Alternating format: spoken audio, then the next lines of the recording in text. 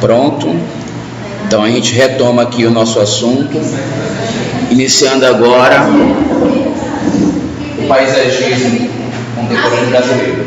Eu estou iniciando falando contemporâneo, gente, mas nós vamos introduzir ele voltando um pouquinho lá no colonial. Por quê?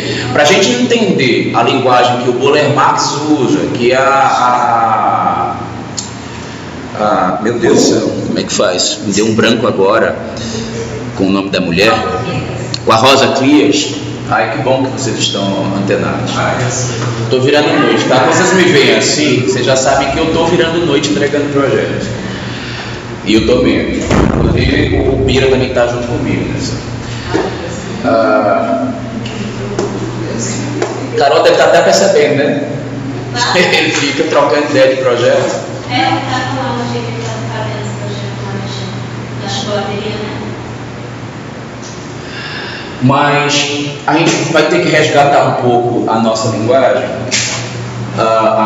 os nossos estudos, um pouquinho antes do período moderno e resgatando a linguagem do Glaciou. Porque se a gente não estuda Glaciou, a gente não entende por que o Buller Marx fez determinadas coisas, por que a Rosa Clias, quando ela chegou, que são os dois principais nomes aqui no Brasil. O Glaciou, ele foi um cara que nasceu 2 séculos atrás do nosso período, né? E ele é francês, ele vem de lá da Europa, porque ele era um nome, ele participou da criação de projetos de uma grande repercussão lá, e justamente por isso que ele é convidado no período colonial pelo Império, né, brasileiro, para desenvolver os projetos, se não os projetos que tinham a ser elaborados, os que ainda viriam a ser reformados ou restaurados no Brasil. É importante a gente observar que nesse período o Brasil estava sendo colônia de Portugal, que estava passando por um período barroco, né, uma coisa meio maneirista. Nesse sentido, a linguagem que vai vir para o Brasil nesse momento, ela é renascentista. Ela tem características, inclusive, mais italiana do que dos outros, só que com uma grande diferença. O Brasil é um país que, nesse momento, ele tem sede de independência, ele tem sede de seus valores próprios. Então, ele precisa resgatar o que há na Europa, mas com a sua própria identidade. Então, o que vai ter de grande diferença do paisagismo do Renascimento lá da Europa para o nosso em termos de linguagem? A nossa escultura. Porque a nossa escultura vai estar o tempo inteiro ligado aos nossos momentos culturais e políticos. Por exemplo, o momento da independência, ele é retratado pra caramba. A escravidão, né? Então, alguns temas que resgatam, por exemplo, a nossa natureza, a nossa cultura. Então, o tema do nordestino era super forte, né? Os nossos poetas, os nossos presidentes, então eles eram intensamente expressos na escultura desse período aí colonial. O traçado das praças normalmente não era uma coisa alojada, eles iam partir daquela coisa simétrica, com aquele elemento central que existia no Renascimento, mas sem tanta preocupação com topiaria, né? A gente vai ter pouca, até porque nós tínhamos e temos ainda uma beleza natural tão abundante que ficar criando natureza artificial parecia não ser muito a nossa cara, artificializando a partir de podas, mas a gente copia bastante e produz isso também ainda nesse período. Deixa eu ver o que eu tenho mais para falar do Glaciou. Então, ele veio para o Brasil em 1858, né, a convite do imperador Dom Pedro II, e ele se torna coordenador da diretoria de parques e jardins da Casa Imperial no Rio de Janeiro, né? Ele foi responsável pela descoberta de algumas espécies, né, que vão levar inclusive o nome dele, essas espécies, né, como a maniçoba e alguns tipos de begoniáceas, e ele começa a trabalhar no Brasil com as plantas típicas brasileiras. Gente, até esse período não era hábito, mesmo antes do Glaciou, se tinha um paisagismo que era praticado, mas uma coisa que eu considero até não é uma carência, não, é outra palavra, também não é fraqueza, eu estou sem dormir, fico assim com a dificuldade de buscar as palavras, uma deficiência do nosso paisagismo, precoce, quando ele está nesse período aí. Não existiam paisagistas, não existiam pessoas que lidavam com o planejado espaço externo. Então, quem era convidado para fazer praças nesse período? Um escultor que fez tanta escultura na área externa que ele interferia em tudo que estava ao redor da escultura para fazer a obra dele vingar. Então ele era entendido como paisagista. Um construtor que construía muitas pavimentações, muitas fontes, etc., que normalmente era um engenheiro. Ele era convidado para fazer o paisagismo e era entendido como paisagista. A formação de paisagismo até hoje não tem no Brasil e naquela época era menos compreendida ainda do que hoje. Então, qualquer pessoa que se envolvesse muito com o planejamento de uma área externa ia ser chamado de paisagista. E é o que vai acontecer quando o Glaziot chega aqui, em especial. O Glaziot, a minha leitura, tá? Essa leitura particular muito minha, vocês podem ter outras leituras, tenho certeza que tem professores e livros que passam outra visão. Para mim, ele era um organizador de esculturas dentro de um espaço que colocava a vegetação para compor. Mas, obviamente, que ele ligava isso a uma série de outros conceitos, estudava um pouco mais além do que simplesmente isso, até porque ele já tinha um contexto urbano que ele precisava obedecer e que muitas vezes ele já encontrava pronto. Então, essa Praça Tiradentes, por exemplo, que fica no centro do Rio de Janeiro, ela já foi feita, na verdade, ela é retrabalhada por ele, né, assim como vários dos trabalhos que eu vou mostrar para vocês, nem todos ele fez do zero. Ela foi retrabalhada para resgatar muitos dos valores culturais nacionais. Eu, infelizmente, não tomei o cuidado de separar as esculturas especificamente, mas aqui, por exemplo, a gente tem a estátua do Dom Pedro, fazendo um movimento de independência, né? Ele estava com essa mão aí, então é um gesto bastante simbólico, que é uma das características que eu citei para vocês agora há pouco, né? Que permeia o paisagismo colonial brasileiro. Embaixo a gente vai ver algumas outras esculturas de motivo. Infelizmente eu não tenho o close dessas esculturas, mas são colocados índios na praça, cada um representando um rio. Deixa eu ver se eu não sei o nome dos rios de cabeça, deixa eu ver se eu estou com eles aqui anotados.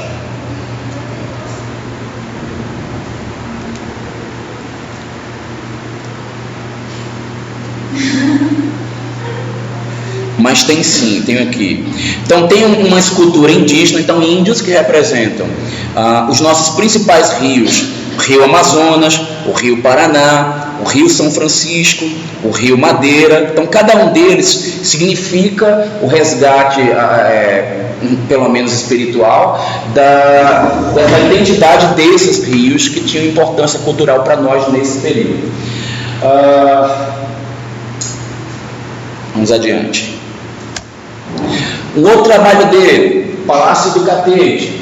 Então, na verdade, vocês vão perceber que o que é o trabalho dele? Uma escultura que está numa área e ela tem um espelho d'água, tem uma vegetação aqui, outra ali, e muitas vezes era o posicionamento de escolha desses materiais aí e dessa composição que se era dado o nome de paisagismo. Atualmente esse chafariz ele não está mais lá na praça, porque ele foi sendo depredado, foi passando por outros processos, e se entendeu melhor colocar ele dentro do museu até para ficar mais bem protegido, né? Já que era uma obra de importância cultural.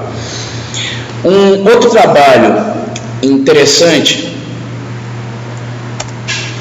que a gente vai ver, o projeto dele, o Quinta da Boa Vista. O Quinta da Boa Vista, gente, foi o local onde já abrigou o Palácio do Império Brasileiro, né, no período colonial.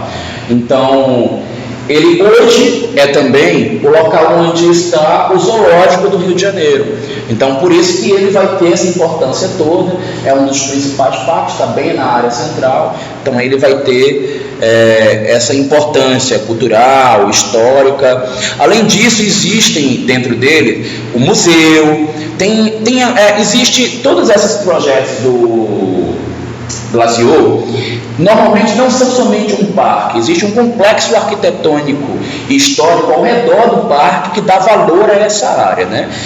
E não é por um acaso. A gente está falando de um período onde o Rio de Janeiro era a capital, o Rio de Janeiro era a referência em tudo, então os melhores investimentos do ponto de vista cultural iriam acontecendo sempre nessa região aí, que era o centro do Rio, né? Já existia também, já existiu aí dentro, além desse palácio, existiu também o Palácio Leopoldina, só que a partir da década de 30 ele chegou a ser demolido, né? Porque ele não fazia mais sentido para o período. Aqui, gente, a gente está vendo imagens do passeio público do Rio de Janeiro, que tem algumas esculturas. Gente, ó, é interessante a gente ver também que muitas das esculturas que a gente vai ver aí são, na verdade, uma recomposição do trabalho do mestre Valentim. Quem foi o mestre Valentim? Foi um dos principais escultores do período colonial, e que inclusive ele era entendido como paisagista antes do Glaziot chegar. Então ele projetava as esculturas e fazia aquele trabalho ao redor. Então o Glaziot chegou para dar uma escala mais urbana, para dar uma escala de maior importância ao traço paisagístico de muitas coisas idealizadas pelo mestre Valentim. Ele inclusive tem, deixa eu só ver aqui se eu coloquei aqui.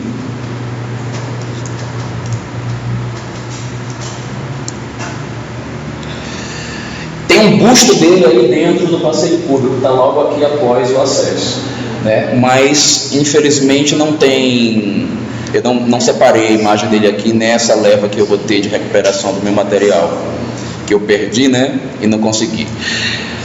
Professor, Oi. o Jardim da Luz, aquele ao lado da Biblioteca de São Paulo, ele é desse período? Próximo à Estação da Luz, ele fica em frente à Estação da Luz.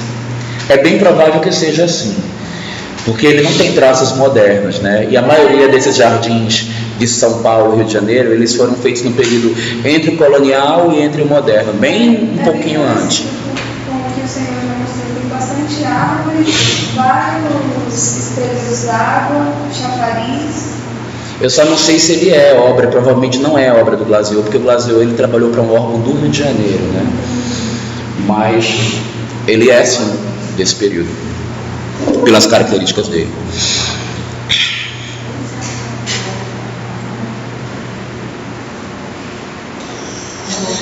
E a gente não vai ver tantas imagens assim, porque na verdade a gente está querendo falar mais do período contemporâneo. O Glaziot foi só para a gente introduzir e entender por que ele chegou, por que o paisagismo contemporâneo chegou nesse ponto.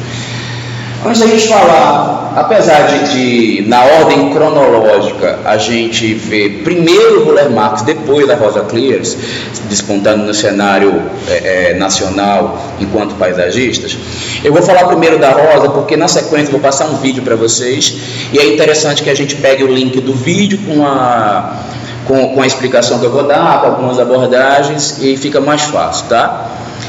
A Rosa Clears com certeza se influenciou pelo Glaziot, se influenciou bastante pelos paisagistas americanos, que ela fazia um resgate cultural no mundo inteiro. Ela fala nas reportagens que ela dá, que ela viajou muito pelo mundo, especialmente Estados Unidos, para entender o que estava acontecendo lá, Estados Unidos e Europa. Com certeza se influenciou pelo trabalho do Burle Marx, que vocês vão ver algumas características que comparecem no trabalho dela, que lembram o Burle Marx, mas ela gosta de dizer que tem essa autonomia, que ela tem uma linguagem própria após ter explorado as diversas linguagens do mundo inteiro no período em que ela atingiu o auge. E como é que a Rosa Clears se estabeleceu, né? Ela estudou, ela é paulista, né? Então ela estudou, nasceu, se formou na faculdade de arquitetura da USP. Depois ela fez mestrado lá também. Inclusive esse livro que eu cito aí, Parques Urbanos de São Paulo, ele é meio que um recorte ou um aprimoramento que ela fez para transformar em livro da dissertação de mestrado dela, né? Deixa eu ver o que mais que a gente pode falar. Ela gosta de falar dessa síndrome de Deus também nas matérias, nas coisas que ela escreve, porque ela acha que o paisagista interfere na natureza, meio que parecido com o que Deus poderia fazer se estivesse aqui entre nós.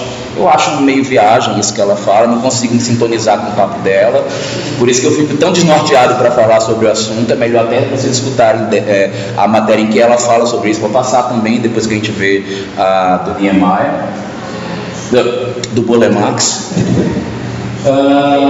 E ela viveu um período de inclusão, né? Porque naquele período se já havia muito preconceito em você conseguir ter um grande nome como arquiteta. Ela é um dos poucos nomes femininos mundiais em paisagismo. Você vê que não é só no Brasil que tem poucos nomes no paisagismo femininos, no mundo inteiro é difícil. Então ela viveu essa época ela carrega para si esse papel de incluir as mulheres dentro da escala do planejamento, da importância, né, dentro da arquitetura e do paisagismo. Então ela carrega isso para si. Um dos trabalhos mais importantes que ela fez foi o Vale do Anhangabaú, que é nada mais, nada menos que o paisagismo do centro de São Paulo, onde tudo acontece, né?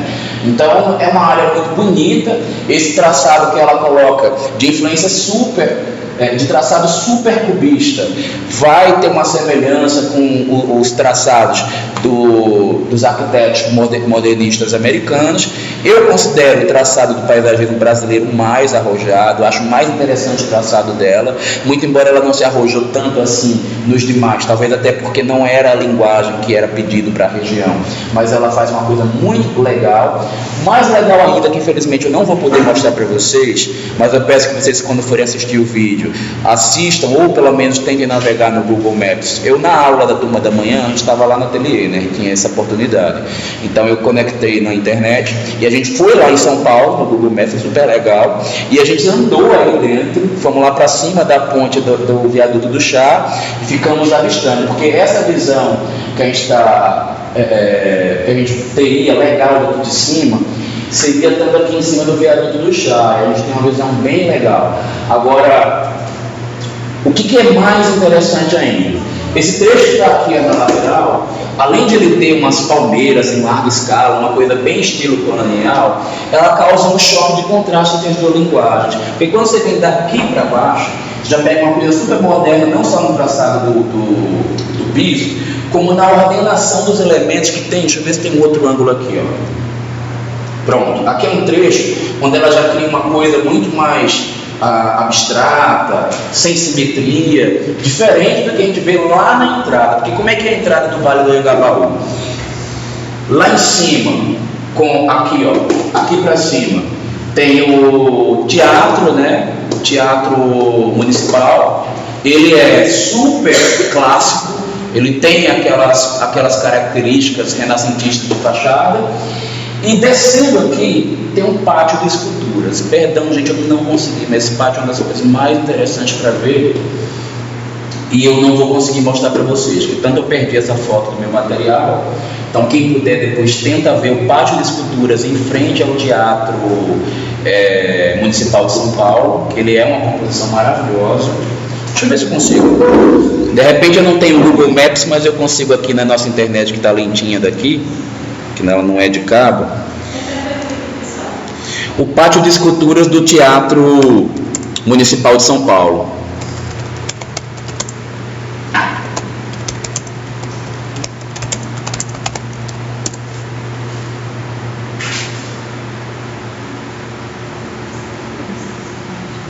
Ele é a descida para o Vale do Anhangabaú. Então tem umas alamedas de palmeiras, tem umas árvores assim bem legais, e aí na transição entre eles dois tem essas esculturas. Uma pena que eu perdi também as fotos. Tinha inclusive eu lá em cima no dia que eu fui para lá. Vocês vão, né, mês que vem lá ver tudo isso. Então aproveitem, não deixem de andar descendo pela lateral do teatro para chegar no Vale do Anhangabaú, porque se você for só pelo viaduto do Chá, você não vai ver as esculturas, que são super legais, são um monte. O pessoal fica lá sentado tirando foto. Gente, eu não vou conseguir não, tá? Hoje vocês vão me desculpar. Vai estar na pesquisa de vocês vão conhecer. Obrigada. Eu vou passar como trabalho, vocês vão ser obrigados a olhar essa foto. Sim. Gente, então, ter a chance. A Rosa Frias prestou serviço para a Prefeitura de São Paulo há muito tempo. Então, por isso que ela teve acesso a projetar as melhores áreas. Ela pegou só a nata, né? Então, ela pegou um período de importância política muito grande, pegou um momento em que houve lá o massacre do Carandiru, e ela foi convidada para refazer o que sobrou da área do massacre do Carandiru, que foi o Parque da Juventude. E ainda teve a chance de projetar o centro do centro de São Paulo, gente. É maravilhoso. Outra coisa que eu vou sugerir para vocês quando chegarem aqui, porque todo mundo só fica de olho no Vale do Anhangabaú e o Pai da Júnior que tem aqui. Eu não sei, eu torço para que vocês estejam lá, a prefeitura tenha recuperado, porque quando eu fui, essa vegetação com esses guichos d'água aqui, essa coisa bonita, não estava rolando. O que era bacana, o movimento de gente aqui é intenso, e é muito bacana o movimento. Quando está tendo algum evento, alguma manifestação artística, tudo acontece aqui. Movimento político, movimento artístico. E no dia que eu fui, estava rolando a Marcha da Maconha, no dia que eu fui conhecer. Então vocês já imaginam. O senhor tem uma chama, né, com essas coisas. Porque eu vou atrás, entendeu? Eu tenho interesse particular por essas coisas. Mas, gente, eu não sou maconheiro, não, tá? Adoro ver o povo usando, acho massa, fica todo mundo doidão. Eu consigo viajar muito bem sem precisar cheirar nada. Cheirar não, fumar, né? Não é minha praia. Até experimentei, mas não gostei, tá? Não é minha praia, não. Eu acho bonito o pessoal lá doidão, fazendo negócio. Bem feliz. E aí, bom, sim, o que eu estava falando para vocês é que, ó, não desse lado aqui, mas quem vem de lá do Pátio da Escultura, se você seguir direto e atravessar a praça, a gente tem uns prédios assim, uma rampa para você passar entre os prédios. O paisagismo dos mais bonitos que tem naquele trecho está ali escondido. Você tem que continuar passando, atravessar para cá, ó. É antes aqui de onde está isso aqui, ó, é para cá, ó. Que aqui já você já está voltando para o centro, saindo do Vale do Anhangabaú. Aqui antes, quando você desce, você seguir direto, ó, tem umas esculturas aqui maravilhosas, também vale a pena ver, e você vai subindo, vai ver um paisagismo entre dois prédios grandes. Lá é massa. Infelizmente eu perdi as fotos, tá? Não deu tempo de eu recuperá-las antes da aula. Mas vamos lá, já que vocês vão visitar mês que vem. O Parque da Juventude, que é o antigo Carandiru, que fica na zona norte de São Paulo. Então, ela é uma área de grande importância, porque ela é muito frequentada pelos jovens, né? É um local de referência. Vocês veem que aqui, gente, no paisagismo, mesmo no brasileiro, que a gente tem essa fartura de vegetação, de beleza natural, ele tem influência muito forte do paisagismo construído. Então as pavimentações, os elementos de proteção, as passarelas, elas vão marcar na linguagem brasileira, tá? De paisagismo. Nós vamos ter essa coisa da arte muito presente no traçado, mas o elemento construído muito forte. É importante vocês terem essa sensibilidade também, de que essas imagens bonitas, esses efeitos que vocês estão vendo aí, nos metais e tal, isso não é um planejamento da Rosa Clias. Foi contratado um escritório de projeto de luminotecnia para poder dar esses efeitos que vocês estão vendo, né? Então foi contratado à parte, um escritório que cuidou dessa coisa que tornou ele tão bonito. Ela utilizou, professor, parte do muro e fez uma passarela para poder passar, só andar, né? Elevado e chegar ao parque. Você está falando de lá, né? Dentro do Parque da Juventude. Ela utilizou parte da arquitetura do presídio. Do presídio, do muro. Ela fez... E criou um mirante. Legal, eu não tinha esse detalhe aceso na cabeça. Vai rolar na pesquisa de vocês, que vai complementar, vai ser interessante. Ó, outro projeto dela de referência. O projeto de paisagismo da casa do Sérgio Parada, que é um arquiteto daqui de Brasília, né? Eu não sei se quando vocês estavam estudando comigo, eu falei para vocês que o Sérgio estava fazendo mestrado junto comigo lá e com o Marcelo Monteiro. Eu não cheguei a comentar para vocês, não? Não, esse é Sérgio. Ele é um arquiteto de renome daqui de Brasília, tá? Ele, se eu não me engano, ele é o autor do aeroporto. Não tenho certeza não, acho que é isso. Ele criou o aeroporto, mas ele é um dos grandes nomes da arquitetura de Brasília, né? E essa aí é a casa dele mesmo, né? Também é um projeto que faz, que é uma referência aqui para nós. Oi? Ah, legal. Então, ele é realmente uma referência, só que como ele ainda está vivo, né? E como ele é relativamente jovem para os arquitetos experientes, a tese dele é baseada nos próprios trabalhos dele. Vocês não têm noção da quantidade. Ele é um arquiteto pós-moderno.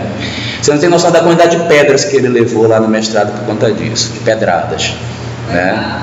Levou. Eu vou preferir nem comentar muito, porque como está gravado para todo mundo ver, pode ser que isso tenha uma repercussão que eu não, de um jeito que eu não seja boa para mim. Então, deixa quieto. Mas enfim.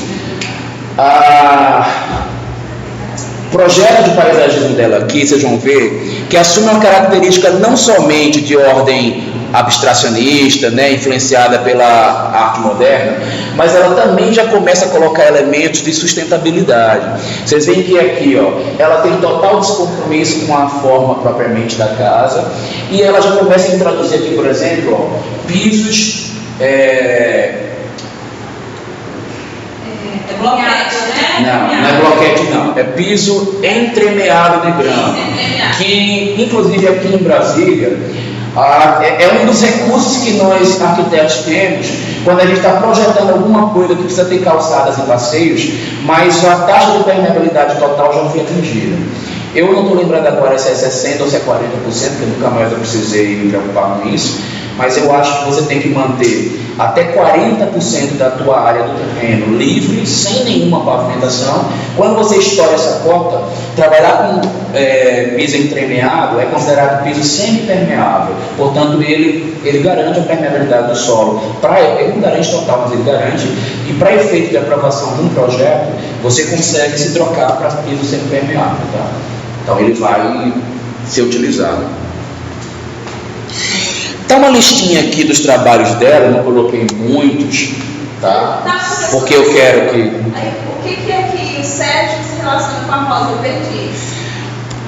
O Sérgio, ele é autor do projeto de arquitetura, onde a Rosa Frias faz projeto de paisagismo.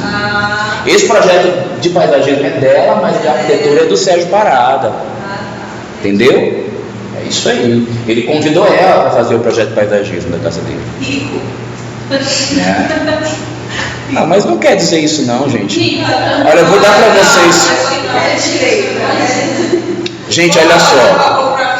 Ó, eu vou desmistificar uma coisinha que talvez vocês não saibam, e talvez até por falta de malícia, de como gira o mercado de paisagismo, que é um pouquinho diferente do de arquitetura. Quando eu vim trabalhar em Brasília, eu ainda sou um arquiteto super jovem, se a gente considera médios arquitetos, né? Mesmo o tempo que eu estou trabalhando, como eu também não era formado quando eu comecei a atuar, a gente considera que eu seja um arquiteto que tem, como é que eu posso dizer, eu não posso me chamar arquiteto experiente ainda. E naquela época, então, há 18 anos atrás, eu apresentei o meu primeiro projeto de paisagismo aqui em Brasília, né? E com quem eu concorri? Eu não vou dizer os nomes, porque são nomes que até hoje são fortes. Eu digo depois da gravação, tá, para vocês. Tá, mas não falem nomes, por favor, se eu disse lá no primeiro semestre. E esse cara, ele era o top daqui de Brasília. E junto com ele tinha mais dois, que um deles hoje é top, na época ele não era, tá? E mais um que não era essa estrela toda, mas também era um arquiteto, um paisagista famoso aqui. E nós quatro apresentamos projeto para uma construtora também de renome daqui de Brasília, para fazer o paisagismo e a gente concorrer. Eu um menininho jovem, né? Aquela cara mais de menino ainda do que eu já tenho hoje, né? E assim, eu tive um trabalhão, eu fiz um estudo super elaborado, li pra caramba, reuni tudo que eu sabia, que era muito pouco naquela época, e pedi ajuda a quem sabia mais do que eu, para me orientar, pesquisei, fiz um monte de coisas. E aí eu falei, bom, trabalho danado, a área é grande, uma grande construtora, eu vou ter muito trabalho para detalhar depois esse estudo preliminar. Então eu cheguei lá e apresentei um valor, tá? Não me lembro agora o valor, mas eu vou usar um parâmetro só para que vocês tenham noção do que era a coisa. E digamos que eu tenha cobrado 10 mil reais pelo meu projeto de paisagismo dessa área que era grande. E aí foi apresentado, todos eles lá, e aí a gente foi fazer a explicação, eu sentei lá, fiz a minha explicação, aí foi um por um dos paisagistas que tinham que fazer a sua apresentação. E aí a gente não podia revelar o valor, né? A gente fazia a nossa apresentação, nosso projeto ia encadernado junto, e dentro tinha uma proposta que depois da apresentação eles se reuniam lá com o grupo deles e depois ia escolher o paisagista que ia fazer. E aí, o que aconteceu? Eu ganhei a concorrência. Aí fiquei feliz, né? Eu fiquei enlouquecido, porque eu, inclusive, lá de fora, eu ficava vendo a apresentação do cara em Bambambam, quando eu vi o projeto dele, que era super mais bem fundamentado do que o meu, mesmo eu tendo estudado, feito tanta coisa, eu fiquei até deprimido na hora que eu vi, sabe, o que ele estava falando, porque eu falei, perdi, né? Lasquei tudo. E aí eu pensei assim, bom, já que eu ganhei, eu quero ter o direito de saber tudo que estava nos outros. Fui lá atrás, eu sei que era antiético, mas eu queria, ainda mais que se hoje eu já sou meio espoleta, né? Quando eu tinha meus 20 e poucos anos, eu era mais ainda desbocado, eu era mais doido ainda. E eu falei, mas eu quero saber quanto é que está, e aí, o que está nesse envelope aí, quanto é que eles cobraram? Gente, o cara que cobrou mais caro, ele cobrou a metade do valor que eu fiz. Digamos, eu cobrei 10 mil, ele cobrou 5, e tinha gente cobrando 4.500. Bem próximo do dele. Por quê? Eles eram tudo da mesma, né, da mesma panelinha, devem ter já conversado entre si, porque eles eram profissionais que faziam muita casa a cor, estavam sempre por aí, eles já se conheciam do meio, e eu não conhecia ninguém, era novato aqui, era novinho, não tinha nome, não tinha nada, mas consegui ganhar a concorrência. E eu pedi para o cara me dizer por que eu fui escolhido. Gente, o meu trabalho não era tão bom, mas a minha argumentação lá na hora vingou, valeu. E o grau do desenho que eu fiz, eu era um exímio ilustrador. Eu fazia desenho assim para a pessoa olhar em computador, que naquela época não existia. Eu fazia uns coloridos, umas imagens realistas que deixava todo mundo besta há 20 anos atrás já. Hoje em dia eu já não faço tão bem, porque eu parei de fazer isso para me envolver mais com a minha atuação de arquiteto. Mas por que eu estou contando tudo isso? Vocês sabem qual era o interesse deles? Vocês acham que os 10 mil que eu cobrei para eles era alguma coisa? Era nada. Eles iam ganhar muito mais com a execução da obra, porque todos eles eram donos de viveiro. Eles iam ganhar 50, 100 mil só de planta, então eles não tinham por que cobrar caro pelo projeto. Isso aqui em Brasília é um dos males da profissão. Os arquitetos de verdade não querem fazer paisagismo porque o projeto de interiores custa 6 vezes mais caro do que um projeto de paisagismo. Por que eu vou me envolver com os interiores? E a maioria não é viveirista, porque ele não tem uma formação voltada para a área do cultivo, então ele não se preocupa em ter planta para vender planta, ele ganha dinheiro com o projeto. O concorrente dele não ganha dinheiro vendendo o projeto, ele ganha dinheiro vendendo planta. Então o que o arquiteto faz? Ele acaba abandonando a área. Isso é um dos problemas aqui da atuação em Brasília. Não sei se, eu imagino que em São Paulo, eu sei que em Recife é um pouco diferente, mas tem um pouco disso também. Que em São Paulo deve ter uma linguagem diferente, Rio também, porque lá tem muito mais arquitetos interessados por paisagismo do que a gente tem aqui em Brasília. Mas aqui a gente sofre desse mal. Tá? Sei que não tem nada a ver, está estudando história do paisagismo, mas isso aí faz parte da história do paisagismo também, conviver com isso e mal. Tá?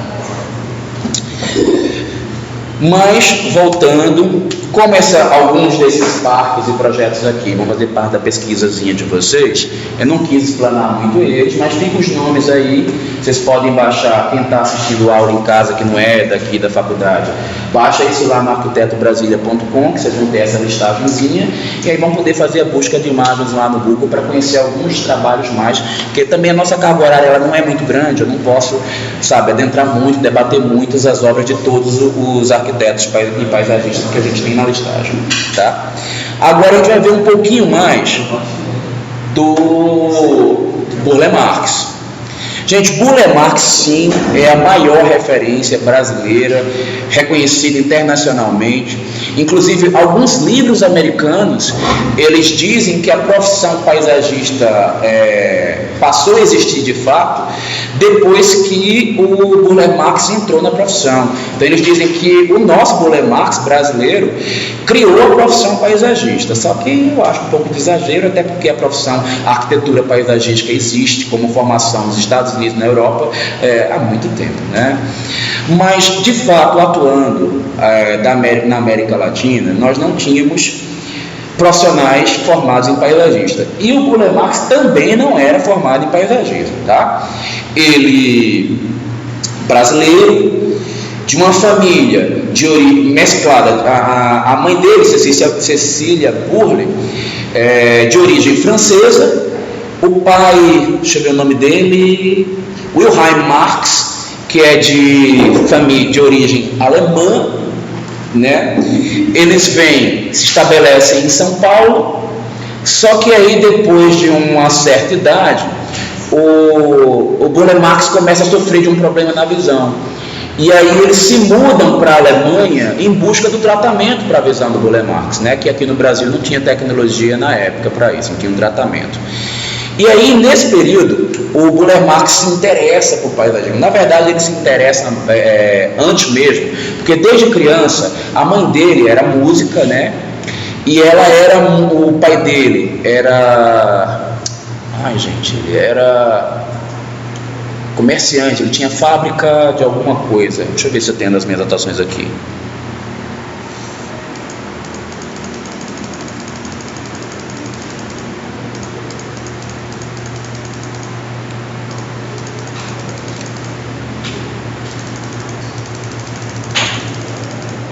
Bom, isso não vai influenciar tanto, mas ele era dono de indústria, enfim. Ele inclusive passa um período em que ele a empresa dele fale, aí eles acabam indo para o Rio de Janeiro, enfim. Então o Burle Marx vai fazer faculdade de Belas Artes, se forma em artes plásticas. Só que aí, em paralelo a isso, ele começa a cuidar do cultivo de vegetação e ele começa a se apaixonar pela vegetação nativa. Talvez até, gente, por influência do Glaziot, porque ele começa se espelhando no trabalho do Glaziot. Então a gente vai ver aí muito mais o Burle Marx, o Burle Marx praticando uma coisa mais cubista, neo-abstracionista, a espelho do que se praticava nos Estados Unidos, né, e do que começava a se praticar também na Europa, apesar da influência ainda muito clássica lá na Europa, mas ele inicia também fazendo um trabalho clássico, tá? Os grandes projetos que ele vai fazer de ordem pública, ele já estava na fase dele que a gente conhece hoje, mas ele faz as coisinhas simétricas, geométricas, igual ao Renascimento também, tá? Deixa eu ver o que mais que eu estou falando aí. Sim, e diferente do que todo mundo pensa, Burle Marx não começou a fazer as suas grandes obras lá no Rio de Janeiro, não. Rio de Janeiro, Brasília, é onde estão as principais e a maior quantidade das obras dele, mas ele faz obra em São Paulo, Recife, e o início dele é lá no estado de Pernambuco, porque ele se torna diretor de parques e jardins do estado de Pernambuco. Então, por conta disso, ele começa a ganhar uma projeção, e inicia o trabalho dele. Ele vai ter grande influência, certo, né, dos artistas do período abstracionista, do surrealismo. Então ele vai ver muito Picasso, Matisse, Paul Klee, Van Gogh, Cézanne, Braque, Ledgers, Gris, Loth, tá? Não sei falar o nome desse povo todo, me perdoe se estiver errado, que algumas coisas aí é alemão, outras é francês, enfim. E aí ele cai no papel, na tinta óleo, trabalha com gás, combina algumas dessas técnicas, e ele também produz murais, tapeçaria, faz muita tapeçaria para colocar nos órgãos públicos, e ele fazia obras gigantescas. Eu, inclusive, quando eu comecei minha carreira no paisagismo, eu me esperava muito na tapeçaria dele para fazer murais. Eu olhava o que ele fazia de tapete e eu criava coisas semelhantes em paredes, para fazer fundo figura nas minhas obras enquanto paisagismo, né? Então isso foi uma influência muito boa minha, só que na época eu não tinha interesse acadêmico por ele, né? Eu queria copiar as obras dele, era verdade, mas obviamente que a gente não consegue copiar ainda, mas era o meu raciocínio naquela época. Então ele incentiva o nacionalismo e o resgate da identidade cultural e da nossa flora e da nossa linguagem própria, que inclusive até hoje é muito adorada lá na Europa, né? Eles adoram a nossa cultura e o nosso tipo de paisagismo, nossa vegetação. Bom, Eu não vou falar muito mais sobre o Burle Marx, até porque a gente vai assistir um documentário, vai ver umas reportagens com ele, inclusive. Aí vai conhecer um pouquinho do jeitão dele, da maneira como ele viu o mundo, né? Como é que ele pensava, dos amigos, escutar pelos amigos, pelos parentes dele. Então eu vou falar um pouco menos e vamos ver algumas obras. Vou até tentar não botar só as obras clássicas daqui de Brasília, porque você já conhece. Vamos ver uma que é pouco conhecida, né? Que é a Praça Cívica dos Cristais, que fica lá no setor militar urbano, em frente às obras do Burle Marx. Uma pena de novo, eu gostaria de mostrar o complexo arquitetônico, porque eu programei isso, mas eu me esqueci do detalhe que aqui nessa sala a nossa internet é lenta, mas assistam, quem está assistindo em casa, assiste a aula do pessoal da manhã, que é da mesma data que essa, é um dia ou dois antes, hoje é quinta, um dia antes dessa aula aqui, está lá gravada também. A gente teve a chance de entrar no Google Maps, navegamos aí no setor militar urbano, vimos o complexo arquitetônico, que ele é todo formado de curvas, e talvez seja por isso que o Burle Marx trabalhou com essas coisas tão agudas e obtusas, para causar um contraste de linguagem, porque era super comum ter aquelas coisas modernistas retas, aquelas coisas pesadas de concreto. O Niemeyer faz aí uma coisa super leve na frente dessa praça cívica, e ele faz o contrário, ele já coloca uma coisa super pesada e super obtusa, super cheia de ângulos, para entrar em contraste com o que há lá na frente, né? Pegar um outro extremo, vamos lá para Copacabana, Avenida Atlântica, Rio de Janeiro. Aí a gente vai ver muito famoso, muito falado, o traçado de ondinhas dele lá, da beira-mar, mas isso bem adjacente à areia da praia. Eu, particularmente, a minha opinião, tá? Respeito quem pensa diferente, mas eu acho uma porcaria esse traçado. Eu acho que não tem nada demais, mas eu sou fã do que ele fez na calçada, tanto do canteiro central, quanto do que está adjacente aos edifícios que estão lá à beira-mar. Gente, eu fui para o Rio de Janeiro, curioso em ver esse traçado, mas assim, das ondinhas, né? E aí, quando eu cheguei lá em cima, a primeira coisa que bate os olhos é essa obra cubista que está na calçada. Gente, é a coisa mais linda, é fantástico. É fantástico pelo contraste de cor, é fantástico pela linguagem dele, que é única. Nesse período, quem trabalhava com linguagem, planejamento visual do espaço, era proibido de fazer adorno e proibido de arredondar quina. Quando a coisa era ângulo, era ângulo. Quando a coisa era curva. Fazer ângulo e arredondar a quina, ninguém fazia. Só o Burle Marx fez isso no conceito pictórico. Então ele introduz, inclusive, essa característica que é muito particular dele e que vocês não vão ver no traçado de mais ninguém, a não ser qualquer profissional que se inspirou nele. Porque até a Rosa Frias, que se inspira um pouco nele, apesar dela não falar isso nos argumentos dela, ela não tem esses viés de cantos arredondados, porque é difícil chegar no bom resultado com esse tipo de linguagem.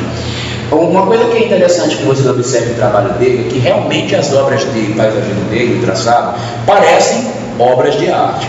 Eu até acho, gente, os bons paisagismos, bem concebidos do ponto de vista plástico, os bons projetos, eles tranquilamente podem virar uma obra de arte e colocar no quadro, porque vai valer, porque a recíproca é verdadeira.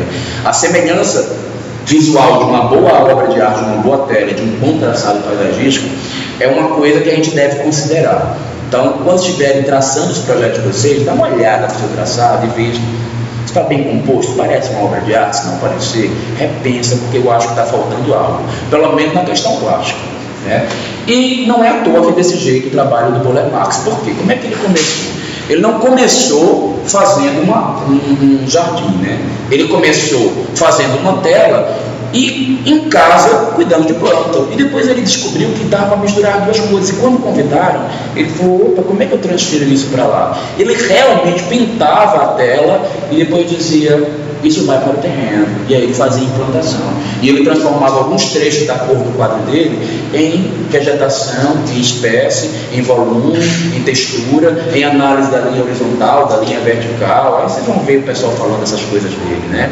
Na composição de uma cor, de um gradiente. Vocês vão ver, inclusive, que é uma linguagem muito característica dele. Do mesmo jeito que ele queria compor na tela o contraste, a pintura, ele queria fazer isso no dia a dia dele, no projeto, na vegetação. Então ele buscava o paralelo do que ele criava lá nas telas em tudo que existia na vida real e nas obras de paisagismo dele. Outro projeto dele de referência, o Aterro do Flamengo e o paisagismo adjacente ao Museu de Arte Moderna do Aterro do Flamengo. Pois é, a gente também teve a chance de navegar no Aterro do Flamengo ontem de manhã. Então entra lá na aula, assiste, né? Assiste lá. Felizmente nossa internet aqui é para vocês irem no vídeo e assistir, que vocês vão fazer prova. Estuda com a prova, assista o vídeo do pessoal da turma da manhã, ué. Bobagem. Como eu já estava falando, ó, característica marcante do trabalho dele, o contraste entre formações. Tá? Isso daí não aparece muito no paisagismo de nenhum local. Trabalhar, por exemplo, com a grama escura, com grama clara, usar grama negra como forração para poder destacar do restante da grama, não é característica comum dos outros paisagistas. Tá? Isso é uma coisa muito do Burle Marx. Outra coisa também, ele trabalha com os dois extremos mais vibrantes de composição e de harmonia complementar de cores. Existe um contraste que é considerado máximo, que é a cor extrema, a cor extremamente com brilho e a cor extremamente sem brilho, que é o amarelo e o roxo. E ele adora fazer isso. A harmonia complementar é quando você pega o disco de cores, usa o que está num extremo e usa o que está no outro para anular as sensações de estímulo visual que a gente estudou lá no terceiro. A gente pegou, botou um disco lá, vimos uma cor e a gente viu que o olho da gente compensa aquela cor, não é? Para descansar. O Burle Marx gosta de fazer isso. Só que ele faz especificamente com a marca, assim, ele faz outros, mas uma marca presente no trabalho dele é fazer isso com amarelo e com roxo. E ele normalmente usa pingo douro, que não está aqui na imagem, mas lá na frente a gente vai ver lá na casa da Odete, e lambari roxo, que é esse que vocês estão vendo aqui, ó. Ok? Como é que é o nome? Do outro? Pingo douro e lambari roxo. Ou lambari. Ou trandescantia, se você quiser. Mesma coisa que lambari roxo. Desculpa, mas esse contraste aí dessa grama foi feito com terra negra? Com terra não, com grama. Grama negra? Não, mas aí... Ele planta espécies diferentes, que tem coloração diferente, e dá esse contraste, aí faz o desenho. Eu acho que alguém marca no piso o desenhante, e aí depois vai colocando. Tem outra coisa que vocês devem aprender. Esse desenho não se mantém se não tiver um artifício no gramado para segurar o desenho. É muito rápido que um avança no outro. Existe um elemento chamado divisor de grama, que eu fui aí, tem muito tempo, eu não fiquei reparando, que na época eu não era interessado, né? Na época eu estava mais preocupado em beijar na boca, chupar picolé, fazer essas coisas, né? Mas eu acho que tem divisores de grama aqui, que senão esse efeito ia se acabar muito rápido. Pessoal, sabe que ele se inspirou para criar esse desenho de forma plana? Se eu não me engano, ele fala na reportagem dele que são as próprias ondas do mar brasileiro, tá? Então ele está retratando isto. Aí a gente vai ver, eu só falo besteira, não tem jeito, né? Nenhum assunto eu vou fazer sem incluir isso. Ó, outra característica do trabalho dele, o Burle Marx trabalha muito com seixo gigante. Isso vai virar característica do nosso paisagista, tá? E ele trabalha com seixo gigante. Eu também amo trabalhar com seixo gigante. Professor, eu nunca prestei atenção assim, em algum lugar de seixo gigante. Agora você vai, porque você teve contato com isso aí de maneira acadêmica, você vai passar por isso que eu não procurando. Mas sabe o que acontece? Aqui nas pedreiras do Brasil é fácil encontrar seixo gigante. Você vai lá para comprar. Mas assim, algum jardim de paisagista que tem, isso que eu estou te falando. Não que... Vou dar para você uns pontos. Primeiro que a maioria dos palácios de Brasília tem, né? Ministério, perto dos ministérios dos palácios, todos têm. Lá na QI 15 do Lago Sul, você vai ver seixo gigante com uma virada que tem, é tipo uma embaixada, tem um jardim meio africano com alguns cactos, aí ele é cheio de seixo gigante. Onde tem seixo gigante de novo? QI 9 do Lago Sul, perto...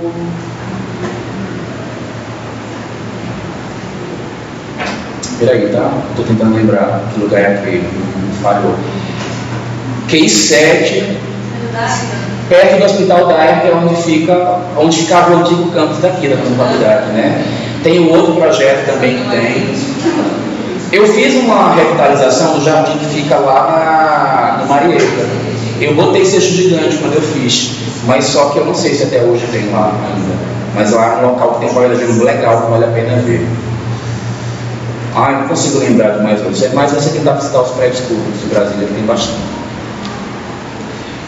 Sim, e já que eu estou falando dos prédios públicos, a gente vai ver vários, Palácio do Itamaraty, Palácio da Justiça, todos eles são referências e vai ter uma linguagem nova aí, uma linguagem não, na verdade uma característica, não é nada de novo, mas a característica, o espelho d'água em frente às construções, meio que em simbiose com a edificação, né? Parte das colunas fica mergulhada dentro da água, então a gente já vê muito isso. E as cascadas suspensas, infelizmente eu não estou mostrando lá do Palácio da Justiça, que a gente vai ver também com características. Você sabe o que a gente pode fazer? A nossa visita começar de tarde, terminar à noite e a gente indo para esses locais. Até porque tem um projeto de paisagismo meu que está executando agora, que é na frente do meu escritório, super facilidade para mim, é do lado da minha casa, na frente do meu escritório. Que lá também teria paisagismo noturno para a gente ver, porque tem iluminação. A dona não executou nada das plantas, porque o dinheiro dela acabou com a obra da casa, também sou autor do projeto de arquitetura e interiores. Seria até bom para vocês verem isso enquanto estudante de arquitetura do todo. E ela já fez a iluminação, então a iluminação dela é show de bola, não tem nada, só tem iluminação paisagística no projeto. E as calçadas e os passeios de acesso também são muito bonitos. E a gente poderia marcar de passar, dar uma passadinha na dela, na casa da Leila também, que parece uma nave espacial com a dela. A gente foi marcar de encontrar, porque eu acho que vai ficar complicado de começar muito à tarde. Tinha que ser uma coisa, porque tem muita gente que não pode ir. É legal se todo mundo fosse, aí a gente marcar. Mas eu acho que a noite é pior ainda. Vocês estão querendo, você vai dizer assim, tipo a gente vir durante a nossa aula mesmo. Agora, tipo assim, vamos 6 horas da tarde, todo mundo ali em Itamaraty. A gente marca a aula até aqui mesmo lá. Isso. A gente faz assim duas, ó. Uma faz visita diurna, onde a gente vai visitar as minhas obras. Aí a gente passeia tudo. Faz uma noturna para ver os palácios de Brasília. A diurna, né? Não, a diurna é no fim de semana. Seria sábado à tarde, como tradicionalmente a gente faz. A gente comprar tipo 6 horas no Itamaraty. 6h30. Não, 6h30 todo mundo já saiu, tá todo mundo banho. Mas tá lá à noite, tem que ser à noite mesmo, horário de aula. Não, é hora de aula. Aí é tarde. E a gente vai fazer, não vai fazer um caminho também muito longo. A gente sai lá, vai para o eixo monumental e vai lá da Rainha da Paz até chegar lá embaixo. Até chegar na Praça dos Três Poderes. Eu acho que ia ficar legal pra gente visitar, sabe? Eu achei uma boa ideia, eu nunca fiz, na primeira vez, mas acho que a gente pode fazer. Faz o seguinte, não é legal que seja até o dia da prova. Após a prova, a gente começa a fazer isso. Tá? Eu já pretendo, após a prova, fazer a primeira visita já, e de repente a primeira pode ser essa. Oi, gente. Tá com fome? Ai, meu Deus, tá. Vamos dar uma paradinha, a gente faz finalzinho do Paisagismo Brasil, que é ainda com Burle Marx, na aula 2, tá? Eu também tô fraquinho. Oi. Mas então, no caso desses espelhos d'água, ele também tem a essência da China, não? Esse o quê? A essência dos espelhos d'água próximo ao do palácio. Olha, indiretamente, e se a gente pensar em termos cronológicos, sempre quem está lá atrás é a referência original. Então dá para você dizer que a China também é influência para a criação desse espelho d'água. Mas veja, a gente herda muito mais o espelho d'água do jardim renascentista, porque é o colonial que chega aqui no Brasil, né, que o Glaziot faz. Burle Marx se inspira no Glaziot quando ele faz espelho d'água. Burle Marx começa a ser médico no trabalho dele. E China não está tão próximo da nossa cultura como o paisagismo renascentista estava, porque Portugal traz isso para a gente. Então dá para dizer sim China, mas é melhor a gente pensar que foi influência do paisagismo renascentista isso. Os espelhos d'água são muito mais ligados a essa herança do que a gente pensar em China. China quem herda é muito mais Inglaterra, Tá? O movimento de água do espelho d'água, sim, você pode pensar em China, porque a chinês, ele pensa que a energia não pode estagnar, mas a energia estagnada gera doença. E a gente já está pensando no sanitarismo aqui quando chega no período moderno, né? Então, nesse sentido, dá para trazer essa influência também pensando na China. Mas, tecnicamente falando, eu acho que os estudiosos não vão considerar a China uma grande influência para a gente.